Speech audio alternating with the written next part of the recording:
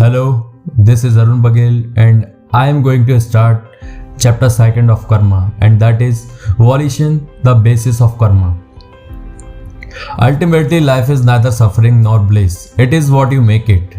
The consequence of a calculation. It happened on a certain evening. Two friends were walking together. It was their weekly custom to visit a prostitute every Saturday evening. While they are walking toward the prostitute house, they heard a voice delivering a discourse on the Bhagavad Gita, and that is India's great sacred text. One friend was seized by guilt and he decided not to visit the prostitute and said he would rather improve himself by attending the lecture on the Gita. The other man left him there and went ahead. Now, the man sitting in the lecture hall found his thoughts were full of his friend who was with the prostitute. He began to envy him. While he was stuck in the lecture room, the other man, he was convinced, was having the time of his life. He couldn't help feeling his friend was far more intelligent in the choosing the brothel over a spiritual discourse. Now the man who had gone to the prostitute house found his mind was full of his friend at the lecture hall. He was filled with the admiration for his friend who had chosen the path to liberation by opting the spiritual discourse over carnal pleasures. This story was often related by the great 20th century Indian mystic Sri Ramakrishna Paramahans. He always drew attention to the central paradox. It is the man at the Gita discourse who kept thinking about what was happening in the prostitute's house, who piled up the adverse karma. It is he who suffered, Sri Ramakrishna pointed out, much more than the man who visited the prostitute. Why? Because although karma denotes action of a body, mind and energy, it is not about action alone. The man who went to the prostitute did not pile up as much as karma his friend because he did not make a calculation. His friend, on the other hand, secretly wished he was with her but believed that by going to the discourse he would get one step closer to heaven. That calculation meant an accusation of a more karma. Ironically, the man who thought about how to set karma actually ended up accumulating it. The man with the prostitute, on the other hand, was seized by a sense of the limitation of the experience that would have impelled him in the future to seek something more.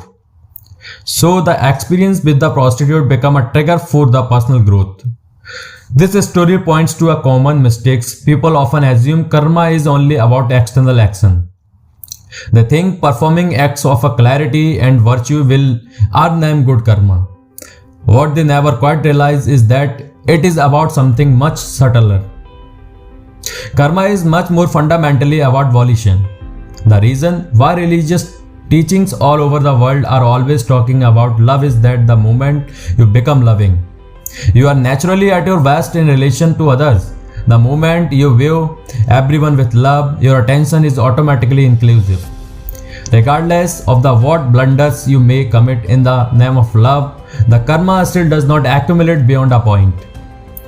Your intentions makes all the differences. If you say something prompted by love and other person gets hurt, that is karma, not yours. That is his karma, not yours karma. But if you say something out of hatred and another person has no problem with it, it is good karma for them and not for you. You still acquire negative karma.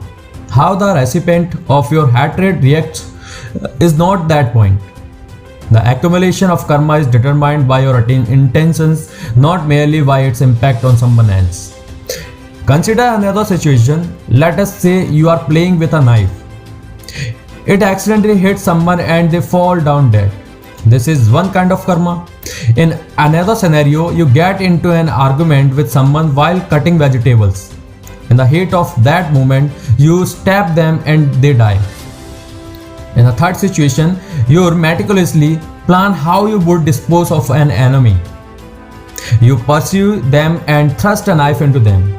In a fourth scenario, you behave in a very friendly manner with someone and invite them over to dinner. After a wonderfully cordial meal, when they are sitting back satiated, you slit their throat. This is yet another kind of karma. In a fifth situation, You are perfectly normal in your behavior with a person, but internally you keep plotting all the terrible things you want to do to them.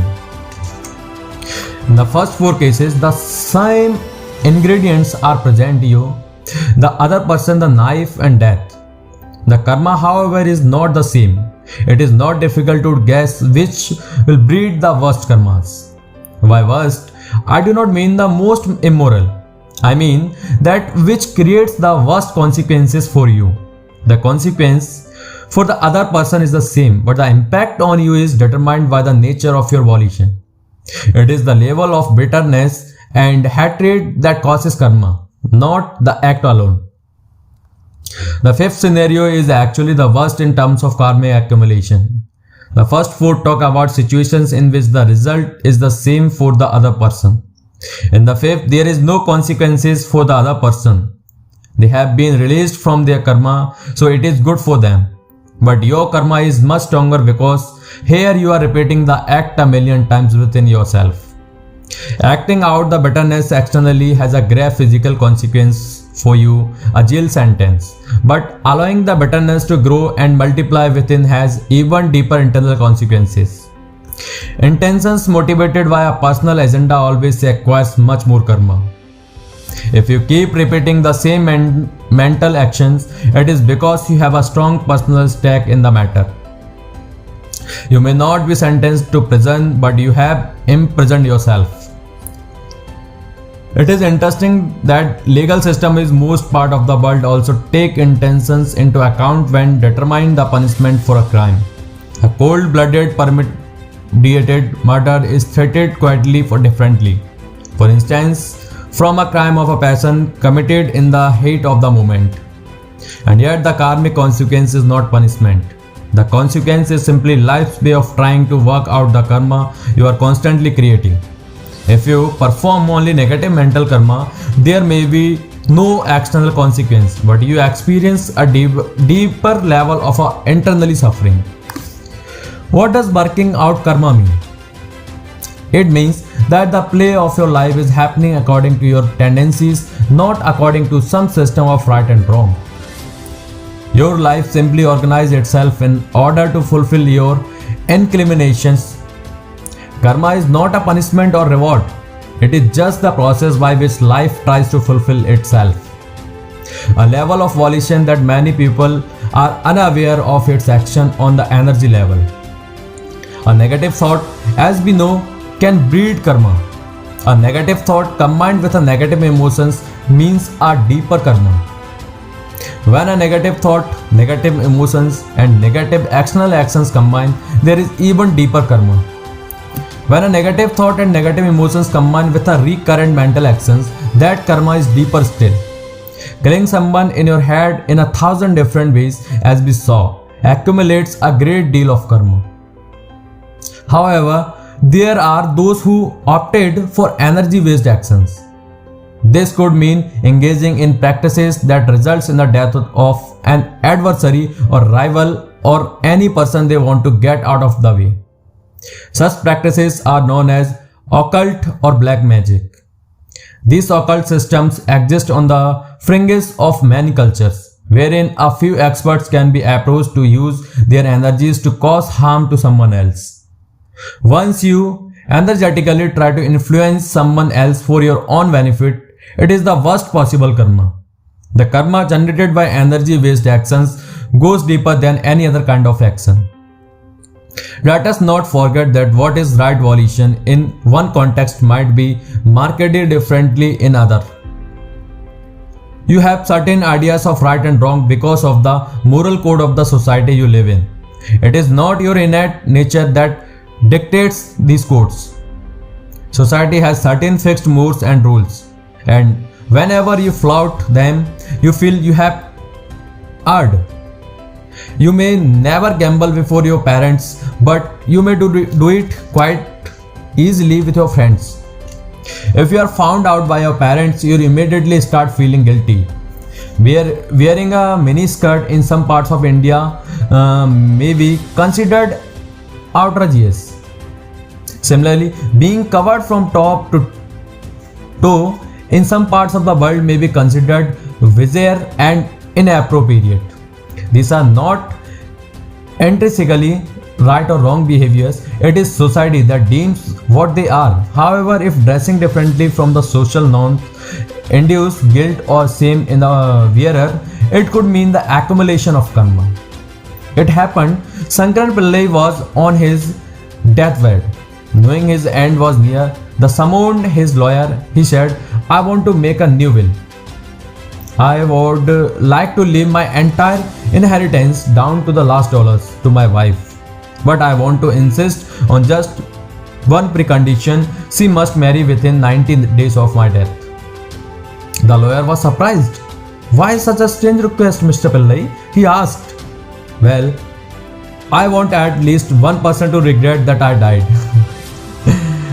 So, what is very bitter for one reason could be a blessing for another. One person's ideas of hell could be another's ideas of heaven. Ideas of right and wrong are inherently relative. For example, the Pindaris, a bandit tribe of India, were trained to rob and kill. The members of this tribe even had gods who taught them skills and brought them success in their banditry. When the British army was let loose on them, they were shot and killed indiscriminately. They were completely bewildered because on the perceptions they had done nothing wrong. The Pindari idea of virtue was simply to a good bandit. Thus, it is not simply doing a deed that accumulates karma. It is how you do it and with what motive is to performed that makes all the differences.